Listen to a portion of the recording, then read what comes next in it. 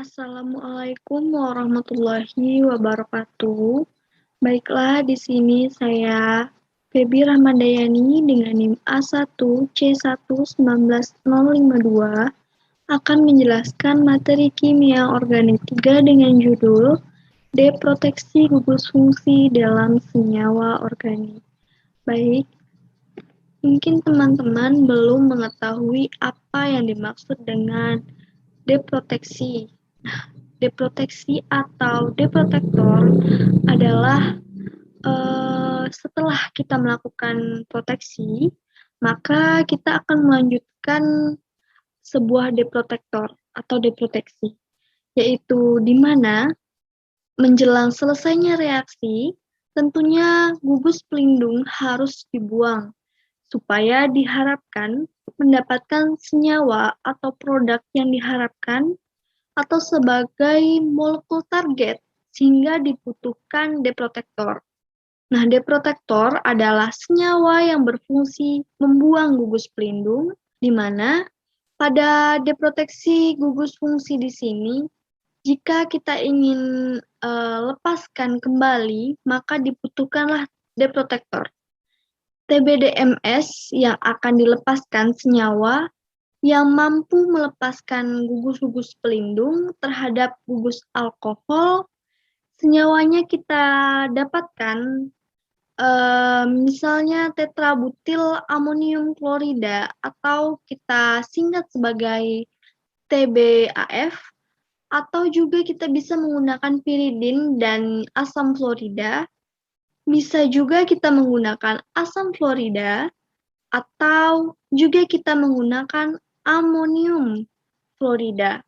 Nah, kita dapatkan bahwa senyawa-senyawa yang mengandung ion fluorida akan melepaskan gugus protektor dari alkohol tersebut. Nah, dari kelompok-kelompok silil yang telah saya jelaskan pada minggu kemarin. Nah, nanti didapatkanlah deprotektor yang digunakan pada proses pelepasan protektor gugus pelindung dari alkohol yang kita dapatkan.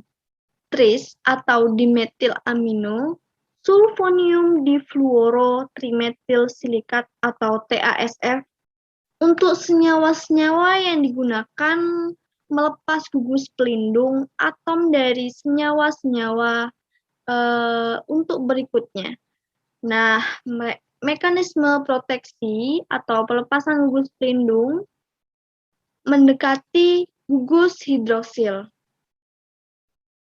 Nah, untuk mekanisme dari deproteksi gugus fungsi di sini adalah pelepasan gugus, yang dimana pelepasan tersebut membackup gugus hidroksil yang telah kita dapatkan untuk senyawa alkohol yang sudah terdekat atau terproteksi dengan kehadiran silil. Nah, kita siapkan senyawa asam klorida HF. Nah, asam klorida untuk ion klorida akan menyerang, akan berikatan dengan silikon.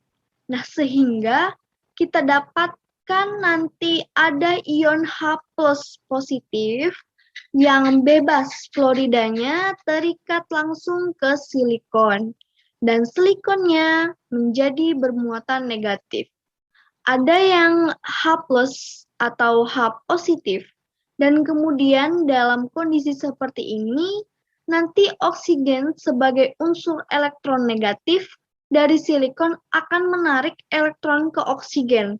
Sehingga kita dapatkan kondisinya menjadi RO- atau alkanolat sebagai ion negatif.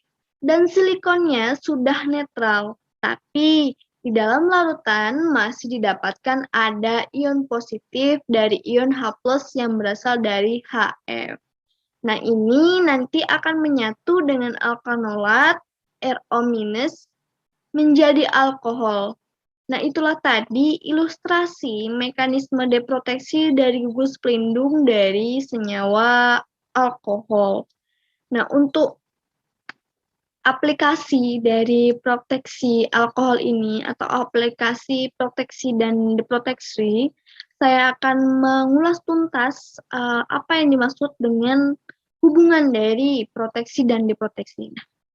Aplikasi di sini proteksi dari dan deproteksi terhadap gugus alkohol. Nah, proteksi dan deproteksi terhadap gugus alkohol ini kita dapatkan menggunakan senyawa-senyawa silil. Misalnya kita dapatkan untuk senyawa yang mengandung gugus hidroksil dan gugus keton, atau bisa di layar adalah yang O, ini menjadi molekul target dari OH. Nah, ini akan kita sintesis. Kita berharap ada gugus karbonil dan gugus alkohol dari molekul target, atau namanya 4-hidroksi-2-butanon. Tetapi, kita hanya memiliki bahan baku dari senyawa yang kita dapatkan senyawanya yaitu 1,3 butanadiol. Nah, gugus hidroksil yang terakhir pada rantai karbon tetap utuh dari senyawa butanon.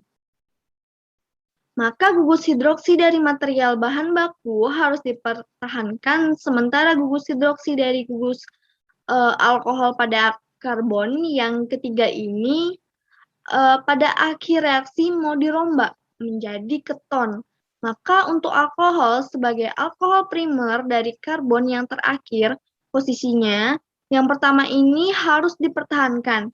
Bagaimana caranya supaya tetap ada di akhir? Nah, kita harus proteksi, kita gunakan protektornya dari senyawa tersier butil dimetil silil klorida. Nah, nanti klorida akan berikatan dengan hidrogen dan TBDMS akan berikatan dengan oksigen. Dari gugus hidroksil, maka gugus hidroksil dari alkohol primernya akan terproteksi.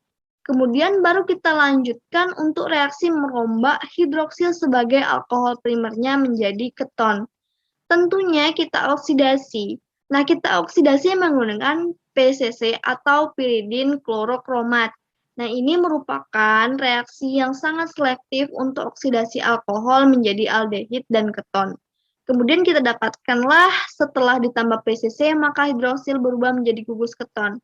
Tetapi proteksi atau protektor masih tetap kehadirannya dalam molekul.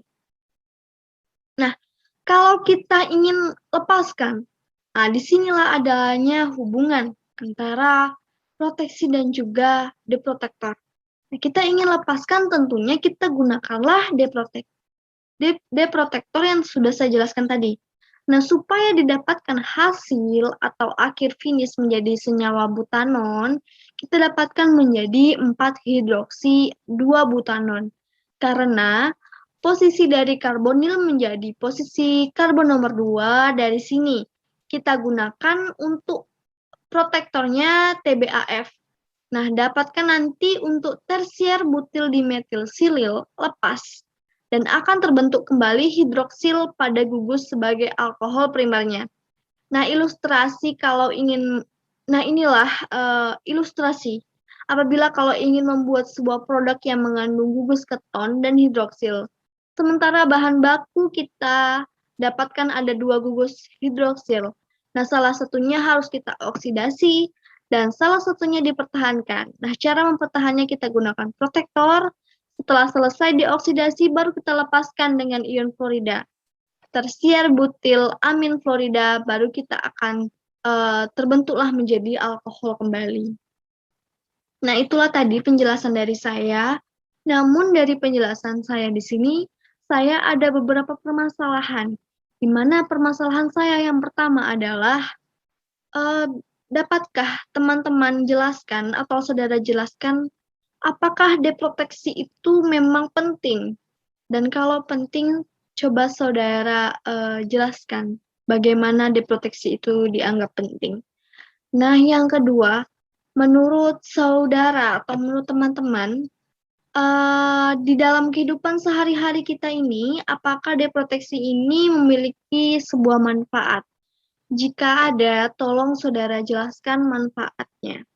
Nah, yang ketiga, permasalahan saya yang ketiga adalah saya dapatkan dari beberapa literatur yang telah saya baca, mengapa kebanyakan deproteksi tersebut menggunakan asam kuat.